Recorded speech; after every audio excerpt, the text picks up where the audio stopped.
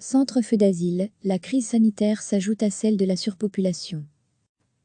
La population des demandeurs d'asile n'est pas considérée comme une population particulièrement plus à risque que le reste de la population belge. Mais la situation dans les centres d'hébergement qui les accueillent complique la donne en matière d'application des mesures de prévention. Ce sont des personnes qui doivent être informées en permanence, mais aussi dans une langue qu'elles comprennent, rappelle Benoît Mancy, porte-parole de Feu d'asile.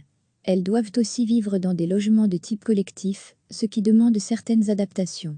Difficile d'y respecter en effet à la lettre les règles de distanciation sociale en vigueur, d'autant que les centres d'accueil de Feu d'asile connaissent depuis près d'un an un phénomène de saturation. Depuis le début du confinement, des mesures adaptées ont été prises dans les structures d'accueil pour le personnel et les résidents. Cela demande plus d'organisation et de créativité que dans un logement individuel, souligne Benoît Mancy. Nous avons ainsi apposé des affiches qui rappellent dans les langues de nos résidents les règles de base pour lutter contre la propagation du virus. Nous avons augmenté le nombre de points d'eau pour se laver les mains, mis des marquages au sol pour indiquer les distances à respecter. Pour les réfectoires, en fonction des centres, on a soit diminué le nombre de personnes présentes en même temps, soit fermé la cuisine et instauré la distribution de barquettes individuelles que les résidents vont manger dans leur chambre. Les résidents malades ou porteurs de symptômes sont pour leur part isolés dans une aile spécifique du centre. Les personnes les plus fragiles, comme les seniors ou les femmes enceintes, ont été regroupées dans une même structure. On est presque obligé de jouer aux flics, pas toujours facile pour autant, pour le personnel sur place de faire respecter les règles de distanciation et de confinement. On est presque obligé de jouer aux flics, regrette Eric Van Overbeek, coordinateur et délégué CGSP au centre d'accueil de Jodoigne. Si une dizaine de personnes jouent au foot sur le terrain de sport, ou qu'un petit groupe discute, on doit les séparer, leur rappeler les règles de distanciation, alors que certains occupent parfois la même chambre.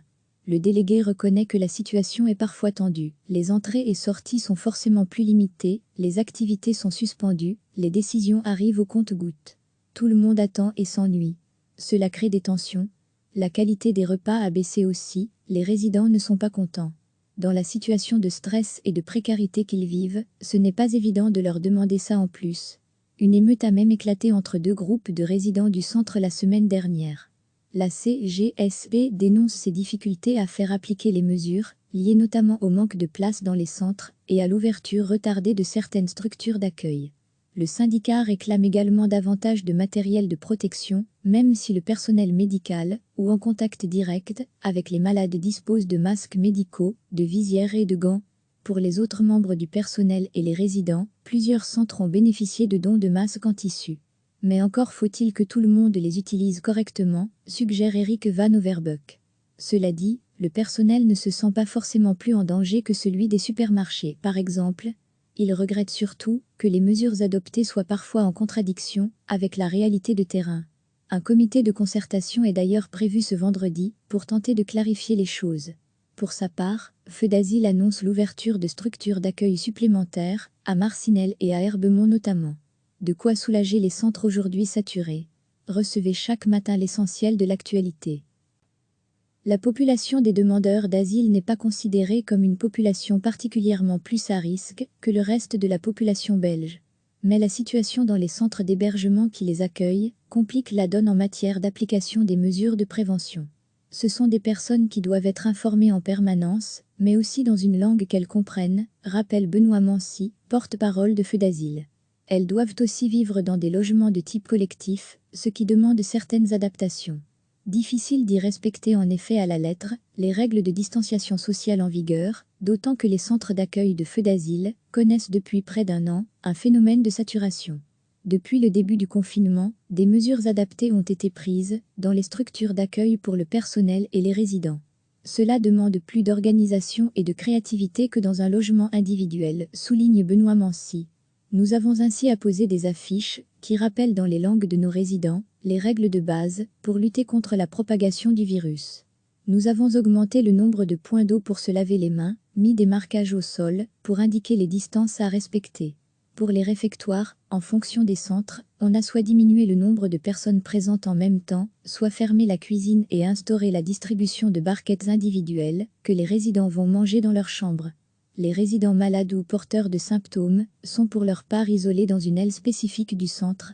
Les personnes les plus fragiles, comme les seniors ou les femmes enceintes, ont été regroupés dans une même structure.